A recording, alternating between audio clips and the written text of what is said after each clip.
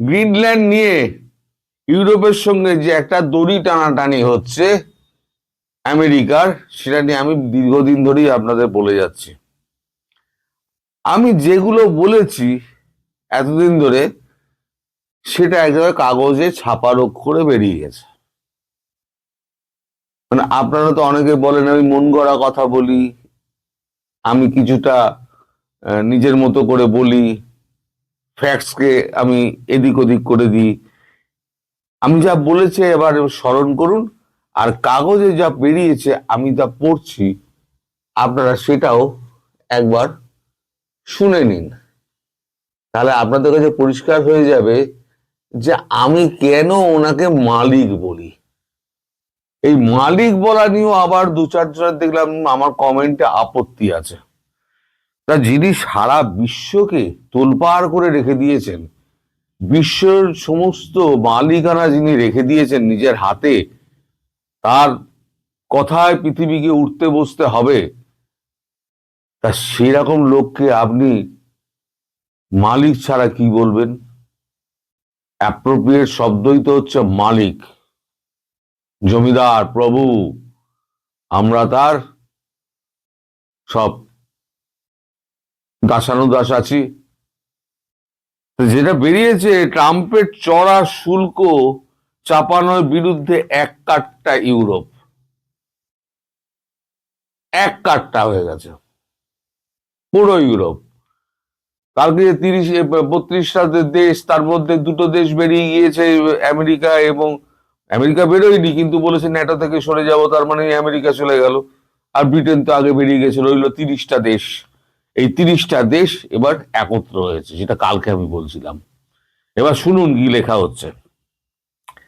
Paris 18 জানুয়ারি, Greenland অধিগ্রহণের প্রশ্নে পাশে না দাঁড়ানোর ইউরোপের বিদেশ মিত্র শক্তিগুলিকে সাহায্য করতে নিজের চেনা পথেই হেঁটেছেন আমেরিকান প্রেসিডেন্ট ডোনাল্ড ট্রাম্প।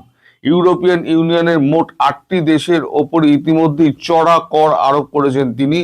এমন পরিস্থিতিতে ট্রাম্পের কর হুমকির বিরুদ্ধে মুখ খুলেছেন ইউরোপের একাধিক দেশের রাষ্ট্রনেতারা, সরব ইউরোপিয়ান ইউনিয়নও। এক্ষেত্রে আমেরিকার সঙ্গে বাণিজ্য চুক্তির চূড়ান্ত অনুমোদনের প্রক্রিয়াও সাময়িকভাবে স্থগিত রাখার আহ্বান জানিয়েছে ইউরোপিয়ান ইউনিয়ন। তার মানে ইউরোপিয়ান ইউনিয়ন এখন কোন রকম বাণিজ্য চুক্তি করবে না। গ্রিনল্যান্ড অধিগ্রহণ আমেরিকাকে সমর্থন না করা ইতিমধ্যে Denmark, Norway, Sweden, France, Germany, Britain, Netherland এবং ফিনল্যান্ডের ওপরে 10% শুল্ক চাপিয়েছেন ট্রাম্প। আগামী 1 ফেব্রুয়ারি থেকে তা কার্যকর হওয়ার কথা। এখানে শেষ নয়, ভবিষ্যতে শুল্ক 25% অঙ্কও ছুঁতে পারে, এমন প্রচ্ছন্ন হুমকিও দিয়ে রেখেছেন তিনি। আর এ ব্যাপারে এবার সরাসরি আমেরিকার বিরুদ্ধে মুখ খুলেছেন ইউরোপিয়ান একাধিক দেশের নেতারা। ট্রাম্পের এহানো শুল্ক আরোপের সিদ্ধান্তকে সম্পূর্ণ ভুল পদক্ষেপ বলে ব্যাখ্যা করেছেন ব্রিটিশ প্রধানমন্ত্রী কিয়ার স্টারমার। আবার কার্যত কড়া ভাষায় ট্রাম্পের সমালোচনা করেছেন ফ্রান্সের প্রেসিডেন্ট ইমানুয়েল ম্যাক্রন। তার কথা, শুল্কের হুমকি কোনোভাবেই গ্রহণযোগ্য নয়, আমরা চাপের মুখে মাথা নত স্বীকার করব না। ট্রাম্পের বিরুদ্ধে মুখ খুলেছেন সুইডেনের প্রধানমন্ত্রী উলফ ক্রিস্টারসনও। তার বার্তা, ইউরোপের জন্য দেশগুলোর সঙ্গে আলোচনা করছি, যা পদক্ষেপ করার আমরা নরওয়ে, ব্রিটেনের সঙ্গে মিলিতভাবেই করব। কোনো দেশের ওপরে অকারণ শুল্ক চাপিয়ে কোনো লাভ হয় না, এমনটাই বলেছেন ফিনল্যান্ডের প্রধানমন্ত্রী পেট্রিরো ওরপো। ট্রাম্পের প্রতি পরামর্শ, বন্ধু দেশগুলির মধ্যকার সমস্যা আলোচনার মধ্যে মিটিয়ে ফেলা যায়। ট্রাম্প শুল্ক আরোপের সিদ্ধান্তের সমালোচনা করেছেন আয়ারল্যান্ডের বিদেশমন্ত্রী হেলেন ম্যাকার্টি, ইতালির প্রধানমন্ত্রী জর্জিয়া মেলোনি। অন্যদিকে আজ ইউরোপিয়ান ইউনিয়নের 8টি দেশের তরফে একটি যৌথ বিবৃতি প্রকাশ করা হয়েছে, যেখানে গ্রিনল্যান্ড এবং ডেনমার্কের প্রতি সংহতির বার্তা দেওয়া হয়েছে। সেই সঙ্গে মরু অঞ্চলে তথা গ্রিনল্যান্ডের নিরাপত্তা নিশ্চিত করতে সদস্য দেশগুলির মধ্যে পারস্পরিক সহযোগিতার বার্তা দেওয়া হয়েছে এদিনের যৌথ বিবৃতি। ট্রাম্পের গ্রিনল্যান্ড অধিগ্রহণের সিদ্ধান্তের বিরোধিতায় নেমেছেন সে দেশের বাসিন্দারাও। মুখে বরফে মোড়া অঞ্চলে ঐতিহ্যবাহী গান হাতে গ্রিনল্যান্ড বিক্রির জন্য নয় লেখা সুবিশাল পোস্টার। ঠিক এভাবেই শনিবার গ্রিনল্যান্ডের রাজধানী নুকের কেন্দ্রস্থল থেকে শুরু হয়েছিল মিছিল, যা পৌঁছায় শহরে অবস্থিত আমেরিকান কনসুলেটের দিকে। একদিকে মেরু অঞ্চলে গ্রিনল্যান্ডের কৌশলগত অবস্থান, অন্যদিকে বিপুল খনিজ সম্পদে সমৃদ্ধ গ্রিনল্যান্ডের উপর দ্রুত আধিপত্য বিস্তার করতে চায় আমেরিকা। সম্প্রতি ভেনেজুয়েলায় রাজধানী কারকাসে বিশেষ অভিযান চালিয়ে সে দেশের প্রেসিডেন্ট নিকোলাস মাদুরোকে আটক করে গ্রিনল্যান্ড নিয়ে আসার সাফল্য মিলতেই গ্রিনল্যান্ড অধিগ্রহণের ক্ষেত্রে কার্যত আগ্রাসী মনোভাব দেখাচ্ছেন ট্রাম্প, এমনটাই মনে করছেন আন্তর্জাতিক সম্পর্ক বিশেষজ্ঞরা। তবে এসবের মধ্যেও গ্রিনল্যান্ডের পার্লামেন্টের এক প্রাক্তন সদস্য তথা তিনি মার্সিটেনের আশা ট্রাম্প প্রশাসন তাদের অবস্থান থেকে সরে আসবে। তার কথায় তারা আমেরিকা এক সময় তাদের বন্ধু হিসেবে পরিচয় দিয়েছিল, আর আজ তারা সরাসরি হুমকি দিচ্ছে শত্রুর মতো। তাহলে বুঝতে পারছেন, এখানে শুধু যেটা উল্লেখ করা হয়নি সেটা হচ্ছে 21টা দেশের সদস্য খুব শিগগিরই এই ফেব্রুয়ারিতে আমাদের দেশে এসে পৌঁছাচ্ছে মোদির সঙ্গে দেখা করার জন্য। এই অবস্থায় আপনি সারা বিশ্বের মানুষরা, আমি বলেছি না, বাঘের মুখে রক্ত লেগে গেছে, বাঘ এখন মাংসাশী হয়ে গেছে, এখন মানুষ শিকার করে বেড়াচ্ছে। তা এখন এই মাদুরোকে তুলে আনার পর এখন যে ব্যাপারটা হয়েছে তাকে আরো কিছু করে দেখাতে হবে।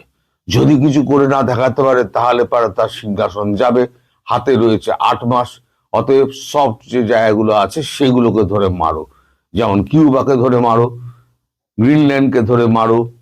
গ্রিনল্যান্ড পারবে না স্বভাবতই, একটা ছোট ছোট দেশ, ইউরোপিয়ান দেশগুলো ছোট ছোট, তারা সম্মিলিত বাহিনী যদি নিয়ে গিয়ে এক্সারসাইজও করে, এখন শুরু করেছে, সেখানেও তারা পারবে না, একটা অসম যুদ্ধ হবে।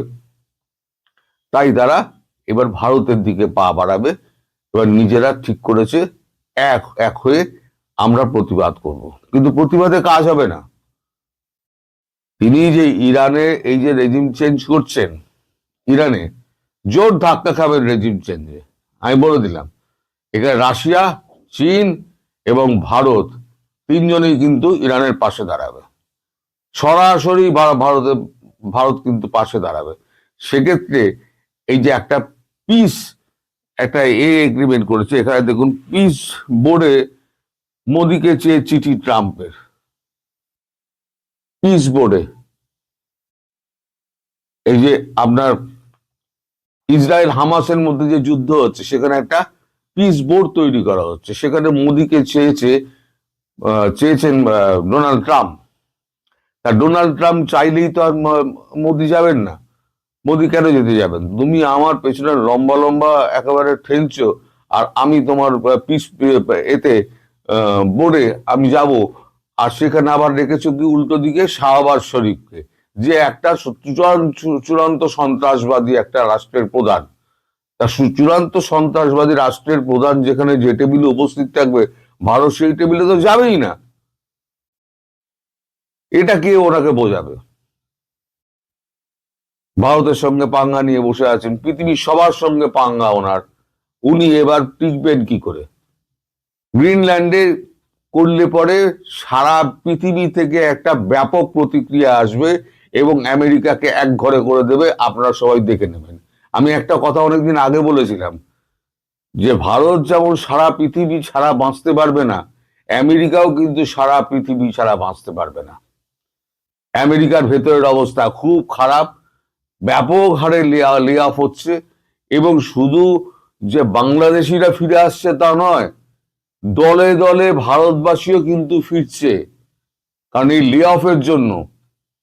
আর যারা ওখানে বাড়ি করেছেন তাদের অবস্থা তো আরো খারাপ, কারণ বাড়ির ট্যাক্সে যা ইনকাম আছে সারা বছরে তার 50% নানান ধরনের ট্যাক্সে চলে যায়। যেমন আপনার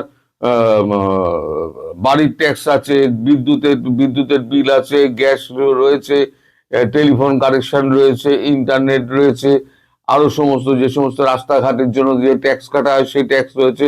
এই সমস্ত আয়কর টায়কর সমস্ত মিলিয়ে প্রায় 50%। আপনি যদি 10 লক্ষ টাকা যদি রোজগার করেন, আপনার দেশের হিসেবে তার মধ্যে 5 লক্ষ টাকা ট্যাক্সে চলে যাবে। এরপরে হচ্ছে চরম মূল্য বৃদ্ধি। এই অবস্থায় ট্রাম্প যা করছেন তাতে নিজের সর্বনাশ নিজে ডেকে আনছেন।